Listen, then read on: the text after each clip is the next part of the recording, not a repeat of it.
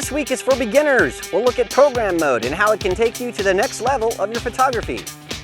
Adorama TV presents Exploring Photography with Mark Wallace, where you will learn innovative techniques on shooting a wide range of photography. Here's your host.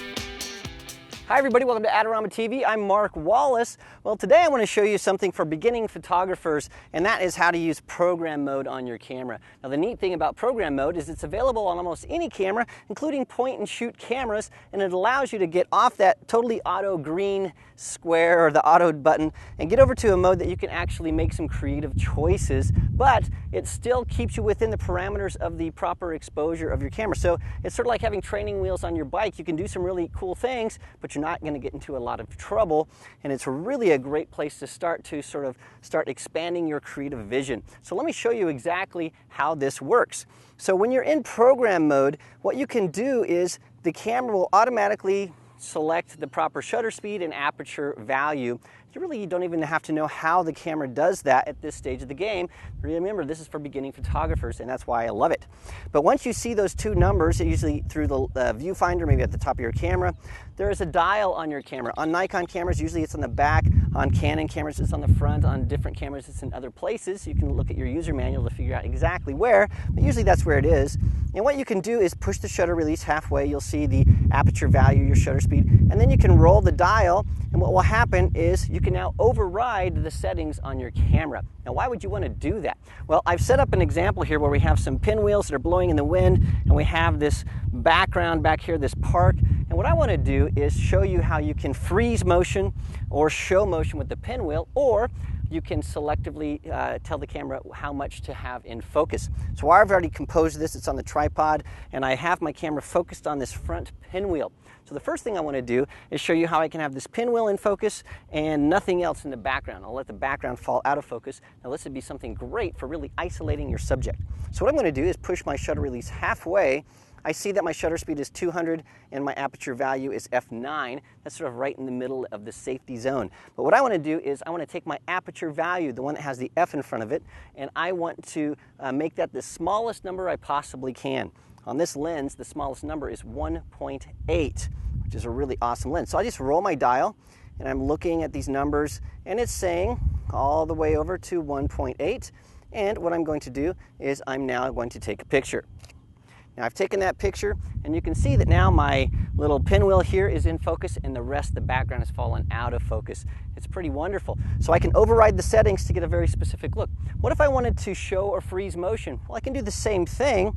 And so when I'm looking at the numbers here, I can see my shutter speed is a really big number. It says 5,000th of a second. So it says 5,000. That means it's really fast, and that will freeze motion. So check this out. What I'm going to do here is I'm going to roll this pinwheel, take a picture, and you can see even though the pinwheel is going really fast, it's totally frozen in time, which is really cool. Now, if your camera doesn't say 5,000th of a second, remember, you can override settings just by rolling that dial, and you can make your shutter speed go really fast. Well, what if we wanted to show that motion? We wanted to show this pinwheel zipping in the wind. Well, I'm going to pretend that we have wind here. I'm going to really quickly rotate this, but I'm going to rotate my dial, and so my shutter speed is the slowest it can possibly get. And right now it's saying 30th of a second is as slow as it can get. So I can't go any slower, but that's the slowest. I'll roll this, I'll take a picture. Now take a look at this shot. You can see that now my pinwheel is blurred, and that's what I want. So I can show motion or I can freeze motion. The other thing I can do, that shot where we had that pinwheel blurred there, if you look closely, you'll see that the background and the pinwheel, they're all in focus. Now the reason for that is, as I rolled that dial, my aperture value, again, that one that has the F in front of it, went from that 1.8 really small number to a 22, which is a really big number. That shrinks the size of the aperture, and it makes everything fall into focus. So you can control how much is in focus, and you can control if you're freezing motion or showing motion, all in program mode, just by rolling the dial to change the settings of your camera. Now the awesome thing about that is not only can you change the settings, but because you're in program mode, the camera isn't going to allow you to do something that is going to mess up your exposure. You're not going to have something that's overexposed or underexposed. The camera isn't going to allow it. So you've got a safety net to make sure that you're not doing something crazy. So for beginning photographers, what I suggest that you do is to put your camera in program mode and then start rolling that dial to see what happens. See if you can show motion or freeze motion or have everything in focus or just one thing in focus. Do that and you'll start to see how the numbers, the aperture settings, the shutter speeds affect your creative vision. Your photography is going to get better, and then you can graduate to some of these other modes that are more advanced a little bit later on. But to start with, program mode is the place to start.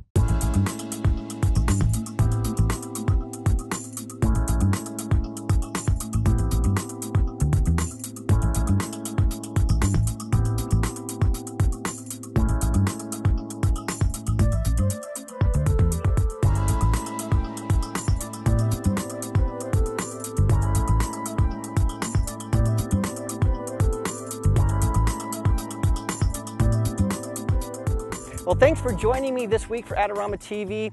We have a lot of great information at the Adorama Learning Center, specifically more of these more advanced modes. I go into great detail talking about that on my other show, Digital Photography One-on-One. So check out those episodes to learn all about it if you want to get even deeper into photography. And if you haven't already, make sure you subscribe to our YouTube channel because there's a ton of great stuff. Thanks again for joining me. I'll see you again next week. Adorama TV is brought to you by Adorama, your best source for the equipment and knowledge you need. For all the latest photography, video, and computer gear, visit Adorama.com. Place your order by 7 p.m. and it ships the same day. Plus, the next time you're in New York City, be sure to visit our store located on 18th Street between 5th and 6th Avenue. Check out the Adorama Rental Company for professional cameras, lighting, computers, and more. We'll help you make the best selection to match your needs while giving you the knowledge to achieve the best outcome from your rental. Adorama is your complete solution for equipment, printing, training, and more. Adorama, more than a camera store. Let me start by starting over because I said the same thing twice. Gosh, this is horrible. Let me start. Well, this is a program for... Forget it.